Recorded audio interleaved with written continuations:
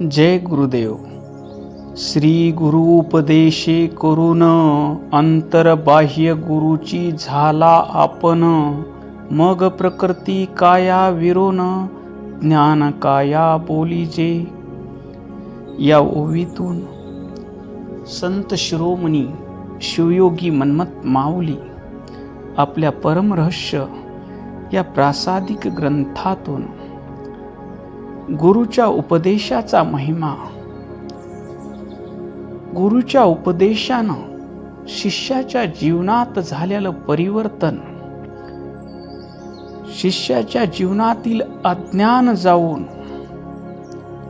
तो शिष्य ज्ञान स्वरूपच होतो, हा या ओवीचा सरळ भाव आहे. आता आपण या ओवीचं आध्यात्मिक चिंतन करू. माऊली म्हणतात, श्री गुरु उपदेश करून अंतरबाह्य गुरुची झाला आपण. शुद्ध अंतकरणाचा शिष्य. सद्गुरुनाथानं दिलेली साधना, इष्टलिंग पूजा, जप, दिवसभर शिवाय नमा नामस्मरण करत, सायंकाळी शिवपाठ, या साधनेमध्ये तल्लीन असतो. अशा शिष्याला सद्गुरुनाथ अनुग्रह देतात, मंत्र दीक्षा देतात, षडाक्षरी महामंत्राचा उपदेश करतात. त्या उपदेशानं शिष्याचं मन स्थिर होतं, मनाचं चंचल्य थांबतं. अशा शिष्याला सद्गुरुनाथ त्याच्या भक्तीची परिपूर्णता पाहून वेदा दीक्षा देतात, त्याला उपदेश करतात. तू ज्या ईश्वराची, ज्या शिवाची, ज्या लिंगाची भक्ती करत आहेस, ते शिव तत्व तूच आहेस. विश्वामध्ये भरलेलं चैतन्य तूच आहेस. हा बोध झाल्याबरोबर त्याचा सद्गुरुनाथावर विश्वास असतो. माझे गुरु माऊली म्हणाले, मी शिव आहे आणि हे विश्व शिव आहे. बस तो तल्लीन होतो. अहो विश्वासाचे पोटी लाभ होय उठा उठी. विश्वास पाहिजे. जोपर्यंत सद्गुरूच्या वाक्यावर आमचा विश्वास असणार नाही, तोपर्यंत आम्हाला ज्ञानाची प्राप्ती होणार नाही. आमचा विश्वास कधी बसेल तर आमचा अहंकार संपल्याशिवाय आमचा गुरु वाक्यावर विश्वास बसणार नाही. सद्गुरूच्या चरणावर आम्ही शरीर, वाणी, मन, प्राण आणि अहंकार सर्वस्वी समर्पित करू. त्यावेळेस सद्गुरूच्या चरणावरील श्रद्धा आणि अमृतवाणीवरील विश्वास आमचा दृढ होतो. परमपूज्य गुरु माऊली राष्ट्रसंत सद्गुरु शिवलिंग शिवाचार्य अप्पाजी 2.5 वर्षाचं बाळ असल्यापासून गुरु मडिवाळ शिवाचार्य अप्पाजीच्या सोबत राहायचे. गुरु माऊलीच त्यांना शाळेत पाठवायचे. गुरु माऊलीच त्यांना स्नान घालायचे, पूजा शिकवायचे आणि सोबत प्रवचनाला घेऊन जायचे. गुरुच्या मांडीवर झोपून माऊलीनी प्रवचन ऐकले. ईश्वर काय आहे, जग काय आहे, आत्मा काय आहे, या त्या बाल मनावर गुरुमुखातून निघालेली अमृतवाणी त्या कानात जात होती आणि सद्गुरुनाथाच्या चरणावरला विश्वास दृढ. 10-11 वर्षाचे असलेले माऊली गुरु माऊली सोबत, मडिवाळ अप्पाजी सोबत किनगावला प्रवचनाला जात होते. अप्पाचं काही साहित्य, मडिवाळ अप्पाजीचं साहित्य पुढं घोडीवर जायचं आणि पूजेची पिशवी तेवढं जवळ राहायची. आणि छोट्या गुरु माऊलीला घेऊन मडिवाळ अप्पाजी नदीवर स्नानाला थांबले. आणि स्नान झाल्यानंतर, इष्टलिंग पूजा झाल्यानंतर, बाबू प्रसाद घ्यायला ये. दुधातल्या दसम्या असायच्या. त्यावेळेस 10-11 वर्षाचे परमपूज्य अप्पा गुरु माऊलीला म्हणाले, मी शिवलीला अमृतचा पाठ केल्याशिवाय प्रसाद घेत नाही आणि माझी पोथी घोडीवर पुढं गेलेली आहे. त्यावेळेस सद्गुरू मडिवाळ शिवाचार्य अप्पाजींनी, बाबू तू तुझ्या जीवनाची पोथी ओळखली आहेस का, असा प्रश्न केला.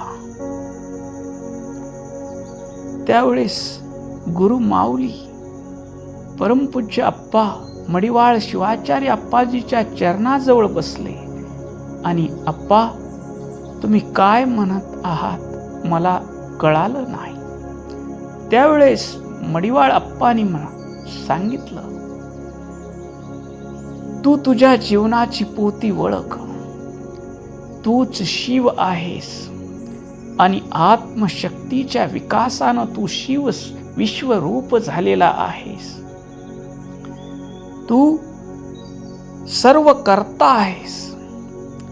तू ज्ञान स्वरूप आहेस. तू पूर्ण तृप्त आहेस. तू नित्य कालातीत आहेस. तू सर्व व्यापक आहेस. तू आनंद स्वरूप आहेस. तू परम शांत स्वरूप आहेस. विश्व प्रपंच रूपानं नटलेलं चैतन्य तूच आहेस.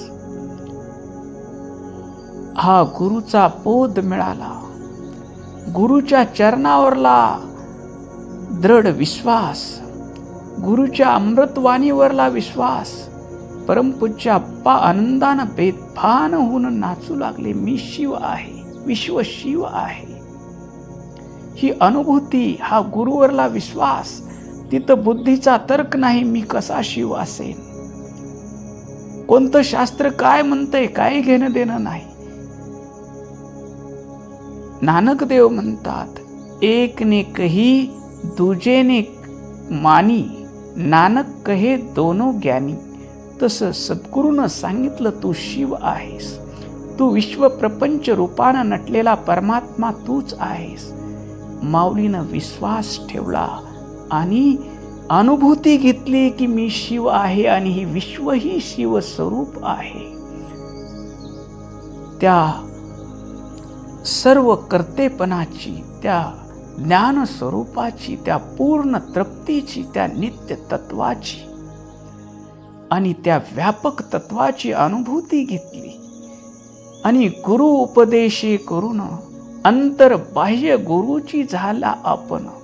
सद्गुरुनाथाच्या उपदेशानं गुरु माऊलीचं अंतरंग गुरु रूप झालं आणि बहिरंग जगाकडे पाहताना जे जे दिसे दृष्टी पुढे ते अवघे शिवरूप गाढे, त्यांची शिवमय दृष्टी झाली. सद्गुरुनाथाच्या शब्दावर विश्वास पाहिजे, सद्गुरुनाथाच्या चरणावर श्रद्धा पाहिजे, तर आम्हाला ती परवस्तू कळते, तो आत्मस्वरूपाचं अनुभूती येते. माऊली या ओवीत तेच सांगतात, गुरु उपदेशे करून अंतर बाह्य गुरुची झाला आपण. काय गुरुवरला विश्वास परमपूज्य अप्पांनी अनुभवानं आचरणानं आम्हाला शिकवला. गुरु महाराजानं सांगितलं, बाबू तू शिव स्वरूप आहेस. बाबू तू गुरु आहेस. तुझा जन्म देण्यासाठी झाला आहे. तू ज्ञान देणारा आहेस. कुणापुढे तू हात पसरायचा नाही. तू याचक नाहीस. तू दाता आहेस, गुरु आहेस. तुला कधीही काहीही कमी पडणार नाही. गुरुच्या शब्दावर विश्वास ठेवला माऊलीनी आणि 104 वर्षाच्या देह कालामध्ये 1 रुपयाही कुणाची दक्षिणा घेतली नाही. काय विश्वास गुरु माऊलीच्या शब्दावर. कुणी हार घातला, तो हार आशीर्वाद रूपानं परत केला. कुणी शाल गळ्यात घातली, ती शाल आशीर्वाद रूपानं परत केली. निस्वार्थ गुरुमूर्ती, सदा हृदयात शांती. परमपूज्य आप्पांनी आम्हाला शिकवलं आचरणातून सद्गुरुनाथावर विश्वास कसा ठेवावा.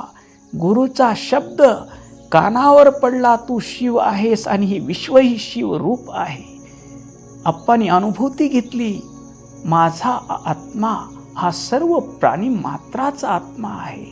मम आत्मा सर्व भूतात्मा ही अनुभूती घेतली आणि जे जे दिसे दृष्टीपुढे ते अवघे शिवरूप गाढे ही विश्वात्मक अनुभूती घेतली आणि आयुष्यभर गुरुच्या वचनाचं पालन केलं.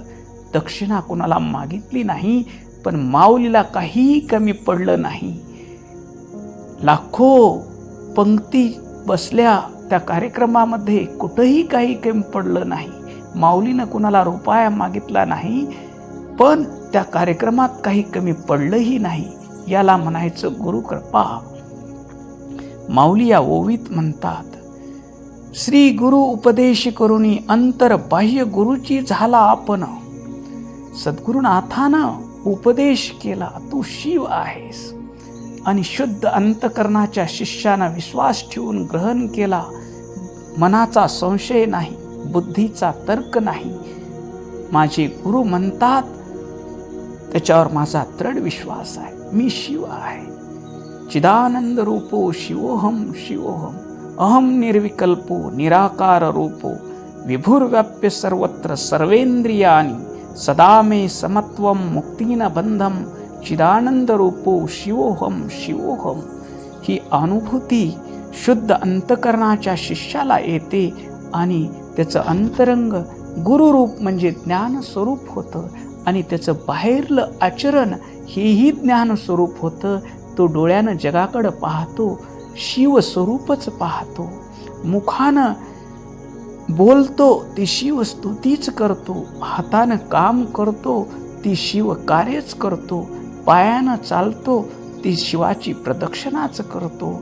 माऊली म्हणतात, अंतर्बाह्य गुरुची झाला आपण. मग त्याची प्राकृतिक काया जी सतरज तम या प्रकृतीनं बनलेली, पंचमहाभूतानं बनलेली, पंच ज्ञानेंद्रियानं बनलेली, पंच कर्मेंद्रियानं बनलेली ही त्याची प्रकृती काया. ही काय होते? ज्ञान काया होते. हे पंच महाभूतात्मक शरीर शिव स्वरूप आहे. पंच तन्मात्रा शिव स्वरूप आहेत.